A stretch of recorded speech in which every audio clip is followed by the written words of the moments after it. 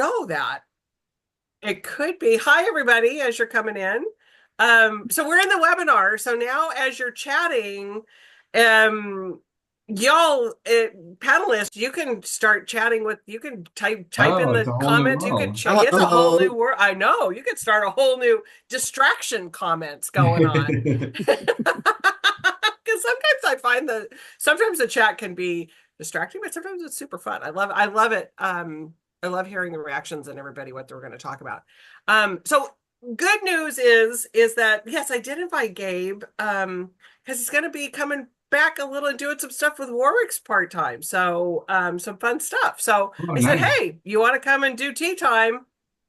But he's officially, I don't think, starting till this week, next week, whatever. So maybe you'll show up next week. Well, we'll But see him when we see him, but that's great to know he'll, yeah. yeah. Gabe was always great to have on there. So I think I have no, oh, you know what? I don't think I have the chat set up. Hold on, everybody. Let I me was get going the to say, chat I'm set up not here. seeing a I chat. just, I I can't Yeah. just, chat back. Hold on. Hold Strangely on. silent in the chat. I'm ready to Strangely chat. silent. Okay, there's there. Now it's got where you can chat with everybody, but hold on. Let me do this one. Now can you see it? Let me see. Let's say hi to everybody. Yeah, let's see you. Yeah, now I can see it, I think. Yeah. All right, there we go. Okay, so everybody who's joining us, start chatting with us. Uh-oh. Now we'll get you in real time because usually there's a delay and sometimes the comments come and I have to kind of feed them in, but now it's like going to be. And the first time we tried this was that there we go. See, there's Kim. Oh, look, Oh, there it yeah. is. Um, and last time we did this, we tried. Patricia was so funny because it was just one of those weeks where, and I'm not sure we've had one of those weeks where no one showed up, so it's just Julie's face on screen, Were you just worried Julie. today that only it might only be you, or It you was no. maybe? Patricia said she was gonna maybe be Okay. here, so it's good. And then I was like, well, Amanda. See, my thing was Amanda wasn't even here when I did it last because she was on vacation. So I didn't even man, I didn't even have you as a backup last time. Sometimes we have that as a backup, which is good. So if you're watching this later on YouTube, we're gonna throw it onto Facebook too, but we'll always throw it onto YouTube after. So one more day, everybody. Yeah. Here we go. Here we go. You Bring know it what? on. Bring it You know on, what? Julie. Bring it on. You know Tomorrow. what? I just am like so thankful for. I am so tired of the same ads on TV over and oh, we have this one down here. Don't mess with Medicare. And it's just like, I I'm watch a just lot so of sports, and it's really all over sports. it's all over everything. And it's just like the ads are just so I don't know. I guess it might reach some people. I don't know. They're just so inane on both sides. I just find both sides of the ad thing just to be kind of ridiculous. So I don't know. Are they really that effective for how much money they cost? I know. It's like, I mean, I heard some ridiculous amount of money that was spent in one of the states, like $600 million in like one city or something. And I was just like, what? That's insanity, Yeah. you know. You would think So the media, that like the TV stations and whatever, would be doing a lot better because there's this influx of influx of money every 4 years. right. A ton of Um, money. So anywho, I'll get off my soapbox on that, but it's just like I just can't wait for the ads to be over. God, on top of everything else. But hopefully we'll have some good books from you all for everybody to read and to have something to do the day after tomorrow. Because I'm assuming nobody's probably going to be doing much tomorrow. So, Maybe reading is a good idea during the day I when just wouldn't be able to there's really concentrate. no I don't think. information yet. No, that's true. So the order's going to go Patricia, Tom, Juliet. Let me see. I think let's see if we've got the screen share on. Now that's on in case anybody wants to use it. So Patricia, why don't you start us off? okay. Well, I have a book that just, I think, kind of epitomizes Princeton as a philosophy publisher, Princeton as a nature publisher. Maybe it has something to say today. It's called Playing Possum: How Animals Understand Death.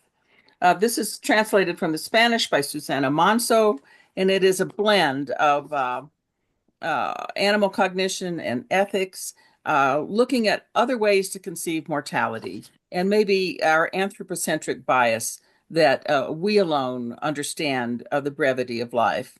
Uh, a lavish way to say this would be comparative thanatology or a philosophy of animal minds. She is full of stories. The book is very compelling to read. You really can't stop moving through it. She spends a lot of time on a famous incident when a female orca named Tahlequah, I believe that might have been a human name, carried her deceased infant for 17 days. There was massive social media and attention and speculation about what this might mean. Her analysis is really intriguing to me. We take great care not to be anthropocentric, not to extend our human intellectuality and emotional ideas and cognition on other creatures. But this warns us that there's an opposite to that, a word I did not know, anthropectomy, in which we deny an animal characteristics that we think are only a human capacity, when in fact they might have that capacity. So the book is just quite riveting. It's a little macabre, a little gruesome, kind of fast. Oh, did we lose Patricia? Patricia, are you with us? I thought it was just me. No. Oh, shoot. She was getting right to the good point of Oh that. no. Well, Patricia froze a little bit. Hopefully she'll figure it out and She'll be back and come back. confuse your order. Yeah, because that was yeah, confused my order. Right. When people do that. leave and come back, usually that happens. Patricia streamed live. So yes. So that book sounds fascinating though. So we'll wait to Yeah. get Patricia to come back before we give it the little postmortem on it, on what we all think about that one. Because I was watching, as I was doom scrolling, there was something, and I didn't get a chance to dig into it, but it was a thing about why we're so obsessed with baby animals like Moo Dang Oh and yeah. some of those things. And I should have read it, but I didn't. Okay, here comes Patricia. I think she's coming back to us. There she is. You were I saying? don't know what happened. Might have I didn't been either. my extender because my another Wi-Fi is working. Okay, well, just a little bit more on that book, Yeah. which does cover all sorts of interesting creatures, crows, of course, and elephants, and chimpanzees, and our own household pets. But lots is happening for this book. It's had a big New York Times, which calls it an unexpected mix of witty and grisly, cerebral and earthy, and asks us to shed our reflexive anthropocentrism. It's been in the Boston Globe. It's been in the American Scholar with Cy Montgomery, appreciating life's great mysteries. It's illuminating, says Tyler Cohen in Marginal Revolution. And today it's on the New Yorker's list of best books we've read 2024. It's one of those books that's just kind of moving along in the Princeton manner, needs a reprint. Don't know even if it's in stock. And it's going to fascinate us along the way. So very, very typical kind of Princeton success story, playing possum. And I love it. Thank you. It sounds, we were talking while you were gone. It sounds fascinating. Sounds like a really, really good, but it's almost like, when you said some of it's a macabre, it's almost like when you're watching the documentaries and you're just dying when the, elephant gets chased down or, the baby, you always have that feeling of, oh my God. But yeah, she makes a beautiful sort of tender apology for her human bias at the end of the book.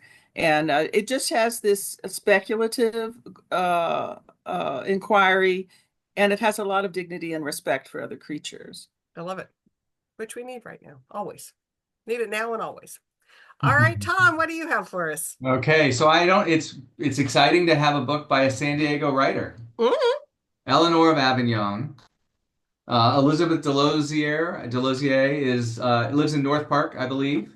Okay. And so we love to talk about historical novels here because there's always those. And so this is her first novel. It's a debut. And it's the story. It takes you back to the 1300s, the Black Death, the bubonic plague, and it's set in I feel like a place. It's medieval France, and I don't feel like there's a lot of medieval France. Seems maybe not written about quite as much. But she's created a fictional character who is a medical pioneer in medieval France. So you deal with real events like the bubonic plague, real figures like Clement VI, who apparently was Avignon's most famous pope. Patricia's nodding her head, so I believe that's correct. Um, and so it's it's packed with action, but you're learning. It's with as with the best of these historical novels. It's you're learning a lot about that time period, but also seeing thankfully this plague is far away from our own pandemic, but we can recognize connections too between the past and the present. And she, in her author letter, she says, and she says here a ton of research. I read every contemporary account I could find of the Black Death in Europe, dozens of esoteric dissertations on medieval medicine, and articles describing the nauseating treatment of the Jewish population during this period. The dissection scenes are informed by the formaldehyde-soaked year I spent in a cadaver lab. So it is right, you feel that coming through the pages. So Eleanor of Avignon out tomorrow, I think. Yeah. Patricia, is that Pope from the Great Schism, the one from the Great Schism? Do you know? I must use my mind extension in order to answer that question. Okay. And I just assumed, Patricia, you would know that I fact. know. But we did have a Sounded wonderful like book. Undoubtedly, one of her sources from Harvard has a great biography of Eleanor of Avignon by Amy Kelly. Oh, I'm sure it went in. Yeah, I'm Still sure a it was staggeringly consulted. beautiful biography, and it is an incredible period. I know. I was love just that gonna too. say- Given I like the morbidity of everything we're bringing forth. Yeah. It's one of these days I'll have to send you my Princeton mortality list, which I've been curating, and I think I'm going to watch Wolf Hall Oh yeah. again because there's a Good sequel. one. Just so kind of sticking with the dark history of the past to make us feel like we'll get through whatever. We'll Slightly get through. We'll better get than through it. present, Yeah. right? I was just gonna say the Great Schism is one of my two favorite European history moments, along with the defenestration of Prague. Defenestration. Yeah, where someone got thrown out a window and it started the I think the 100 Years or the 30 Years War. But the Great Schism was when there were three popes, and that to me is a great time. So that's why I asked. To me, that's my great time. That's a good It time. is. Right? Everyone just claimed to be the Pope, and then it was a big Well- problem because, like, who's the real Pope when everyone says Well, the Pope? well, It's almost like- I'm not Well- An election well, where you have it all laid out on who is the actual next Pope, and people can't just claim Right. to be Pope. New movie. The reason I was nodding is that I just recently got several materials on San Clemente, which is a basilica in Rome that I became fascinated with because of its incredible mosaics. So it was on my mind. I love Well, it. and I did see Conclave, the movie, this weekend, and highly recommend. Very Yeah, that's fun. what Amanda was just talking about that. Oh yeah. Well, I actually read the book. Oh, you did. Okay. I was thinking about listening to the book because the movie was so entertaining. I bet Yes. the book would be just as much of a wild, fun ride, right? I love, though, you give me any that time period, any of the conclaves, put me in the Sistine Chapel with a bunch of Yeah, I'm there too. Exactly. I am right there. This is the locked room mystery set in the Sistine Angels and Chapel demons. I mean, you just I love all of them. So with the I best love- actors. right. I love Kim's on here. I'm the Pope. No, I'm the Pope. No, I'm the Pope. That was basically how it went. Yep. I love it. I love it. Distilled down. I love it. All right. So Conclave, so it stood up as a movie though, because I mean, Yeah, Very much. Good. Yeah. Just I love the some- acting is just so, I was gonna say just some of the actors are all really the good. great actors of a certain age, and they're acting and lots of Is- twists and turns. Is Tucci in that? Anthony Yeah. is Tucci's in that? Yeah, I love him. Great to see Okay. him on the screen again. I feel like I haven't seen him in a long time. Yeah, I know. I was thinking I got to do that. Okay. Actually, my husband and I were thinking about because up here on Tuesdays, it's like half price Tuesdays or something. I don't know Okay. at the movies, and I was like, let's go on election day. There you go. Pass the time. Yeah. Oh, his new book is starts out while he's filming Oh, Conclave. Oh, super no, no, interesting. wow, fantastic. Love it. Yeah. I listened to his last book and it was just so much fun going on walks and listening to Anthony. I mean, it's not Anthony Ah, Tucci. yeah. Stanley, Stanley. God dang. Stanley Tucci in my head. It was like the walking Tooch. around. The You can just call Tooch. him the Tooch. The The Tooch. Tooch. I I didn't love know it. he was called the Tooch until Shannon called him the Tooch a few weeks ago. I was like, oh, okay. I'm wondering if you could say that to his face, though. I'm sure he knows. Yeah. Probably. But would you have the guts to do it? That's the question. Yeah, true. All right, Julie, what do you got? Okay, my first one is I wanted to have some fun. Oh, did I? Let's see. Um, this is different. Oh, okay. Okay, I think I got it. So I wanted to have some fun this week because we need it. Oh, I love this. And this is ABBA, all the songs. Who does not need an ABBA dance party right now? I could get down to some Waterloo at this moment. And this is the story behind every single ABBA song ever written. So if you, like me, have seen Mamma Mia, count them 8 times on stage, Oh, on stage?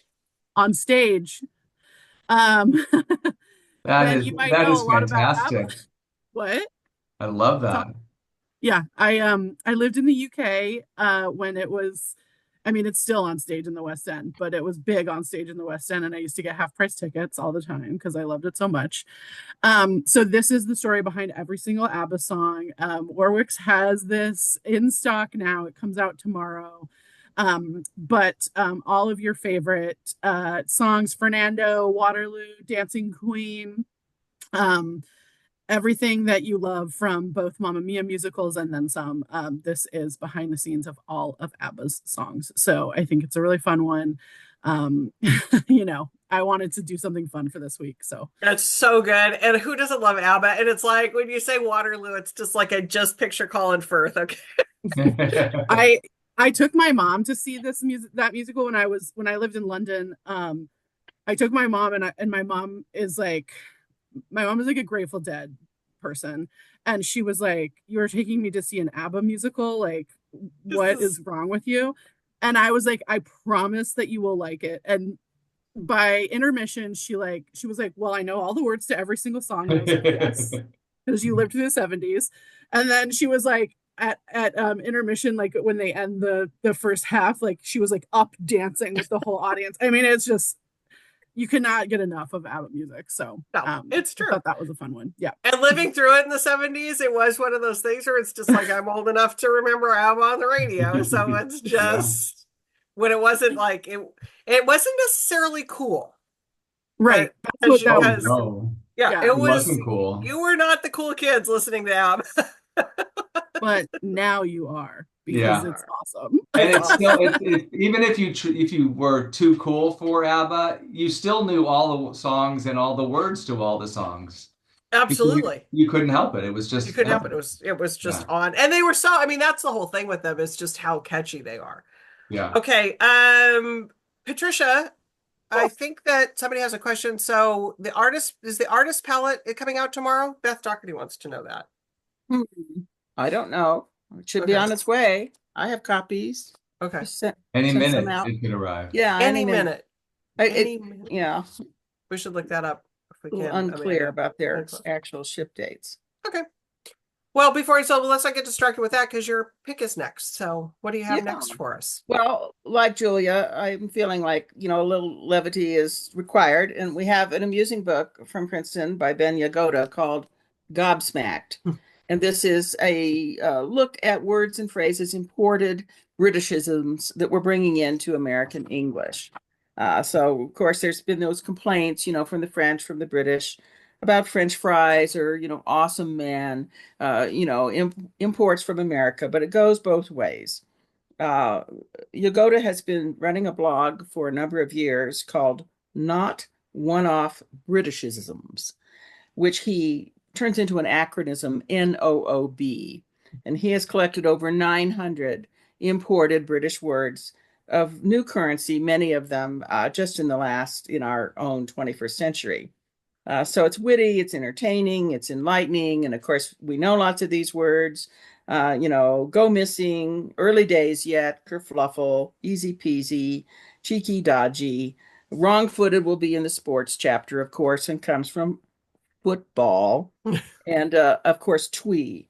It's an amusing and intriguing book. I liked the section on ginger, for example, the hair color, not the spice.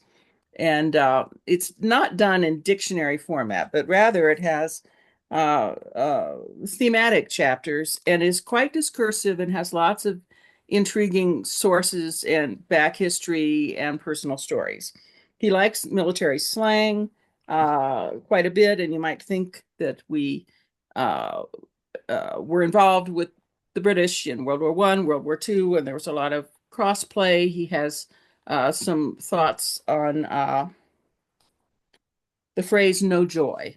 Of course, we might relate it to "there is no joy in Mudville," but he has an anecdote from a U.S. Navy pilot who worked with the British, who frequently used "tally ho" and "no joy," "no joy" if you couldn't see anything, and mentions that the first use he found in this manner was from a 1992 episode of Columbo. No joy on the fingerprints, making me think that, of course, a lot of our familiarity is from watching a lot of, PBS and so forth, murder stories. He has one of the chapters is food and drink, and of course, having a cuppa or feeling a bit peckish, or meat and two veg would be something we're kind of absorbing. There's a chapter called Under the Hood, which naturally I assumed we would be talking about, the boot and so forth. But no, it is about grammar, syntax, spelling, and usage, and is actually one of the most fascinating aspects here. One little part of this was on what he called the pro-predicate do. So if you asked, have you sent Lynn any chocolate yet? You might get an answer, I have done, I haven't done, I will do, I might have done. And we're contrasting that with, of course, our own, yes, I have, no, I haven't, no, but I will. However, he pursues this with some research done on usage in Utah, where it might be quite likely to say, I don't know if Martha saw it, she may have done. And the history behind that had to do with a great deal of English ancestry in Mormon Utah. So the book is very intriguing in all kinds of manners, including faux British usages and our misinterpretations of how you might pronounce ARSE and so on. It's has a chapter on naughty words, and I think it might even be safe on tea time to mention Austin Powers and Shag, or Ted Lasso and Wanker, but he goes further than that. So, read it will. It's a nice post. Washington Post is intrigued by cultural globalization and what this might say. The Economist is suggesting that the British are pleased that a superpower across the ocean still wants to build their vocabulary with the mother country. So it's a charming book, fun for word people. I love it. I love it, Julia. Sounds Yeah. like a blast. And it sounds like the perfect stocking stuffer kind of gift, or a hostess gift. It would be a fun hostess gift to give, if you're going to a party. It's just like you don't know what to get somebody, because it would be a fun one to give. Love it. Because we do have to start thinking of the holidays here, folks. It's November. And Christmas and Thanksgiving's late, so not a lot of weeks between when we're thinking about. As we've always said on Tea Time, buy early. Start buying early. So we don't, because we'll still run out of books. I actually don't think we were saying that a few years back, like in September. We haven't started it that bad. I think this might be the first time we've actually really drove it home a little bit. So, all right. Tom, what do you got? I'm going to keep it light, keep it fun. Pony Confidential. Everything about this book from the cover. It is a mystery about a pony who solves a crime. As Kirk has put it, ever wish for Black Beauty, Private Eye? Wish no longer. So it's about the pony who has only ever loved one human, a woman, who is now 25 years later accused of a crime that the pony knows she didn't commit.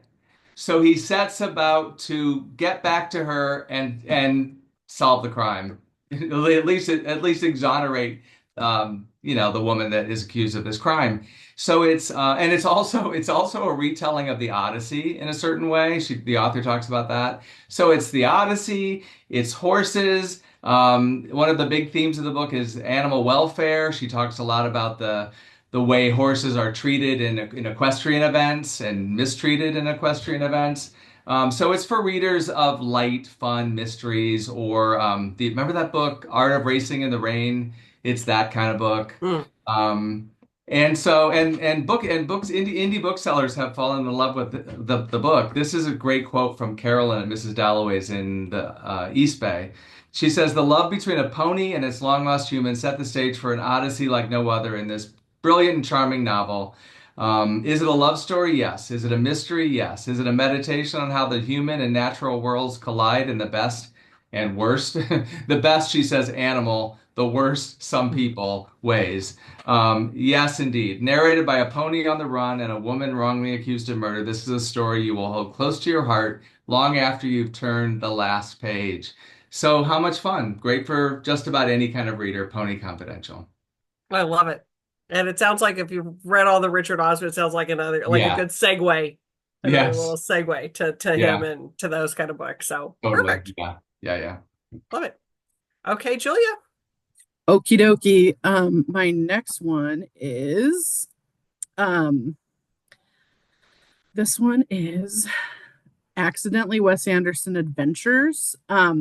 So a couple of years ago, we came out with Accidentally Wes Anderson. It's a Instagram account, but this is now in book form. If I switch, can you see this? If I just switch to this? Yep, seeing it. Yep. Okay, cool. So it's really cool. It basically looks all over the world at these places that could be in a Wes Anderson movie, that stylized sort of look that he has in all of his movies. And then it talks about these different places. So this is the TWA Hotel in That's wild. JFK. Yeah, so it's this really cool kind of part. It's almost like Atlas Obscura in a way where it goes to all these different places, but it's just got this very Wes Anderson aesthetic to it. Wes Anderson has given his approval of both of the books and the Instagram account. It's really a cool book. I think a good gifty book, particularly for people who are big fans of Wes Anderson or who are big fans of travel. This is just got some great sort of little finds all over the world. So, this is in the UK, and it's also got US and Canada and all sorts of different places. So one that I just think is a really it's a fun design book. It's a fun travel book. It's a fun sort of, coffee table book to have at your house. It sounds like it would be considered cool if you had that on your coffee table. Yes, probably. Maybe I need to buy that and put it on my coffee table when my kids come over. It's like, wow, Mom, you're cool. Yeah, and I think for me, I sort of came of age as Wes Anderson was starting to hit big, and so that aesthetic feels very comforting in a certain kind of way. Right. But it's really it's a really fun book, and I think one that, particularly if you have people to buy for, you don't really know what to buy them. I think this is a really good sort of book that they might not know about. Yep, for sure. I love the I aesthetic. love Julie, your coffee table should have the ABBA book next to the Wes Anderson book. Right? Cover all your bases. Yep. I would be the talk of the neighborhood if I ever invite people to my house. I'm known to be a little antisocial when I'm home. But I can be cool in my own head. Exactly. You already are, Julie. I am cool in my own head. So okay, Tom, did you see that Beth I did. read? Yeah, she had an arc Yeah, of that's it. so great. I love it. The little sauce box. I love that. I love that phrase. Never heard that before. Love it. All right, we're in lightning round. So, Patricia, you can start us off.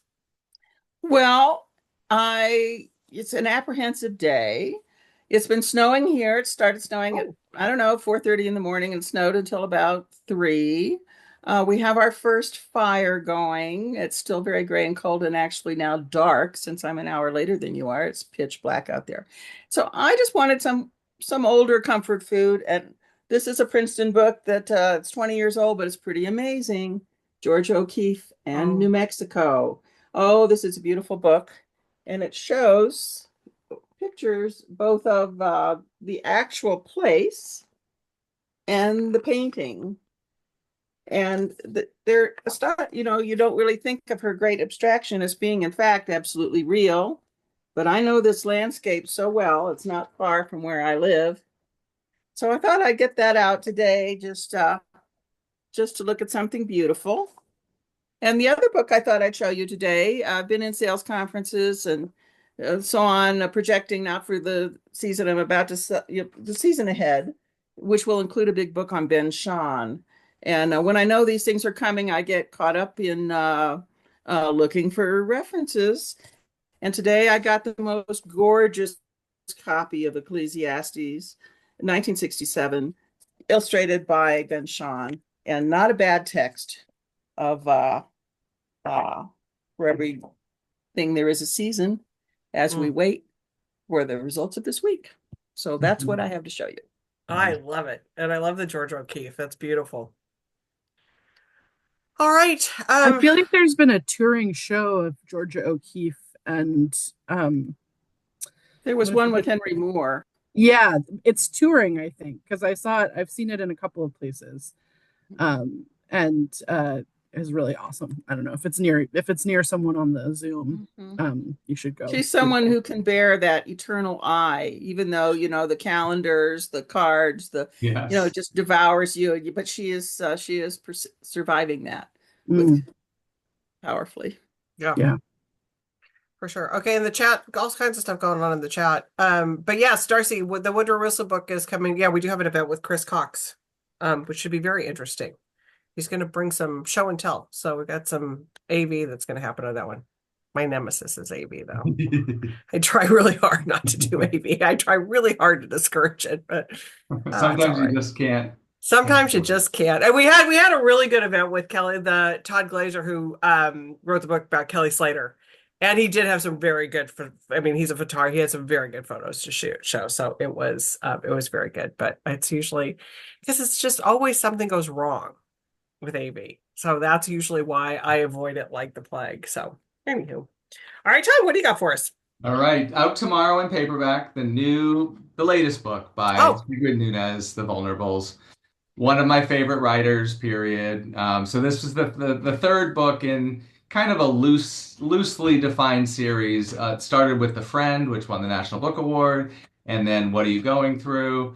And I feel like it may not have been, but I feel like this is the first book I read about the time of the pandemic, because I was convinced I would never read a book about the pandemic. I could not go back, but in her hands, it is not. That first spring is, yes, painful, but also a time of finding connection where you can find connection. And of course, this book had the parrot of the parrot. She seems to always find animals to represent something really important in our lives. And each book, The Friend had the Great Dane, and so it's a really beautiful. And she just has this style now. The current style of her books is just so smart, so entertaining, funny, but deeply human, and makes you understand, our world in a much deeper way. But with such a light touch. She's fantastic, and I think this is quietly going to. I don't know if we all know this. This is going to be the fall of Sigrid Nunez, because 2 movies are coming out in time for it'll be out in December. They'll be out in December.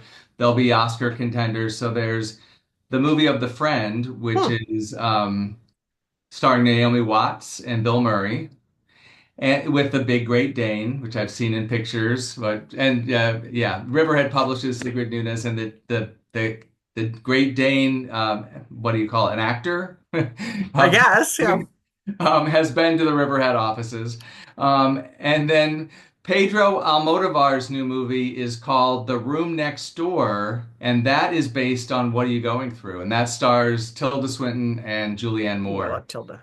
Ooh. So I love this idea that more and more readers are going to come to Sigrid Nunez's earlier books. So really excited to have this out in paperback to join the others. And she is, if you haven't read her before, I mean, sometimes people can get intimidated when you say, oh, she's a smart, but it's so accessible and she's just It so, is. just like, but it's so good. She's just so good. And And it's really it's just yeah, like it feels very, uh confessional sort of like you feel like, but it's not, it's fiction. It's not her, right. even though there are times when you might get confused. You think this feels a lot like Sigrid Nunez, but she's got this great blend of fiction and Mhm. some of her own story. Yeah, it's very, I mean, but talking about the pen, I've been reading, I mean, I've been reading a lot of books, not loving all of them, but reading a lot. But I'm noticing that people are still avoiding, I say the trend seems to be from what I'm reading is people are avoiding the plague or the plague, the Yeah. pandemic, Like the plague, the like the pandemic, plague, like like the the plague. plague. They seem to be avoiding that time period or like really whitewash it, not whitewash, but just like just glossing over it. Like, yes, it's they're not really digging in. It might be at that time period, but they're not digging in. So I think it's just the PTSD of it, you know. Right. And that's what I was surprised about this book and how much I was able to go into that world and how it is surprisingly fun it was in Right. this book. Well, I think she handled it really well, and I think Michael Cunningham, I think he wrote The Day. He handled it really. Mhm. Those came out kind of at the same time. Yeah. Handled it really well too. Where you didn't feel like it was like this thing that was just like causing you to, Yeah. get back. It just was just part of the story. So, all right, Julia, bring us home. Okay. Okay. Again, I'm in fun mode because I need it. So I don't know if you, like me, possibly have a fall Gilmore Girls rewatch that you do, but I'm in the midst of mine. And we have this new book from Running Press, Gilmore Girls, the Rory Gilmore Reading Challenge. So this is the official guide to all of the books. So if you know the show Gilmore Girls, you know that Rory Gilmore's big thing is that she reads, and she reads a lot. When I was a senior in high school when that show started, sorry to everyone for saying that, but I remember just like trying to keep up with the reading on that show, and it's impossible to do it in real time. You have to take your time with it, but it's so much fun. It goes episode by episode and talks about the different books that she reads. It reintroduced me to certain books. I had forgotten about Dawn Powell, who like she goes on this like sort of rant about how she was Dorothy Parker without being Dorothy Parker and nobody remembers her. So I bought I bought a copy of all of Don Powell's books. But it's just a really great it's so varied in the kinds of books that it is. And if you were perhaps on early 20 teens Tumblr, there was a Tumblr that was all about this. But it's got like places for you to take notes. Um it's got like a checklist at the back. It's just a really fun, it's just a really fun little, and it's gifty sized. Let's see if I can, this is a giant stadium cup. So it's like not huge. Um, and so it's like a nice little gifty book for someone, if you have someone in your life that's a big Gilmore Girls fan or just a big reading, like someone who I like. I had this thing with 90s television shows, or that was a 2000s, but whatever, that kind of television shows where I always wanted to like know what they were talking about. And so I like took it upon myself to read every single thing that any of the characters were talking about or look it up or whatever. And this is like definitely in that Because that vein. you don't want the Um, references going over your head. yeah, exactly. My big show was Dawson's Creek, which I'm sure I've talked about before, that I've written a book about that show. But but uh, that I always wanted to know what they were talking about, and it made me have to look things up in an era when that was actually pretty hard to do. Yeah. Yeah, Um, was Ask so Jeeves even out there then? I wasn't using it. I was using the library. So I love it. And we actually, is that a hardcover? Is it a little hardcover? yeah, that it's you buy? paper over board, and Paper it's over got board? Okay. nice. It's got a little spot gloss. I don't know if I can catch Love the it. light right, but it's a nice little Yeah. gifty, That's and it's fun. $22. So, pretty Perfect. gifty price Perfect. on that. And we actually were selling, we got to sell books at Lauren Graham's event when she was Oh, yeah. down here. She's everything you want her to be. She was lovely. I mean, it was really fun. Yeah, Amy Sherman Palladino, who created Gilmore Girls, has talked about how because it was like known for this very like speedy dialogue, and then also particularly Lauren Graham's character Lorelai had a lot of references that she sort of threw out all the time, and Amy Sherman Palladino was always trying to stump Lauren Graham, and she was like, I almost never could do it.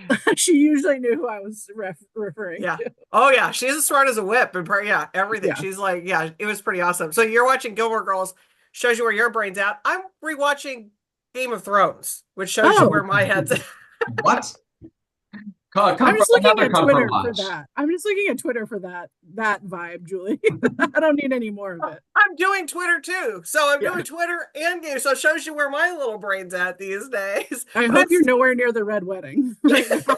Oh, that's why I passed. I went past Okay. the red wedding. Oh yeah, I already got All through right, that. Which was why I'm sending Tom palate cleansing fun videos every Which day. have gotten me through the last week, Julie. You did, as we know, you missed a day, and I missed that it. day wasn't easy, but I got through. I know. Oh my But God. Julie's and been sending me the best, most feel-good things from. wherever I find them. Yeah, And they're I guess actually I'll they've look been next. some pretty fun ones. They're really good, yeah. They've been some pretty fun Thank you ones. for that. You're welcome. I was like, it made me smile. I was like, oh, this might make Tom smile. Yeah, and I did miss that on Saturday. So Yeah, I was like, oh, I missed one yesterday. I don't know what I was doing Saturday. Anyways, I think I would say I was at the Breeders' Cup on Friday. I think I would say you won on Friday. Anywho. All right, everybody. Again, lots of good books. Patricia, thank you. Tom, thank you. Julia, thank you. Some great books for everybody, some great gift ideas. We Deep shall breaths. get through this. Go Yeah, out we and vote, shall. make a plan. We If you are. haven't already early voted, make your plan for tomorrow. I'm one of those that I like to go the day of. I just Oh, so like you haven't I haven't voted. voted yet. I'm going Okay. tomorrow. I love the whole feel and vibe of going the day of. That's just what I want to do. So, anywho, yeah, we'll see you on the other side. It'll all be Yeah. we will be here on the other side. We're planning for it next Monday, tea Monday. time, 4 Monday, o'clock. tea Okay, time. the future looks There's a bright. future. The future looks bright next Monday. All right, everybody. Happy reading.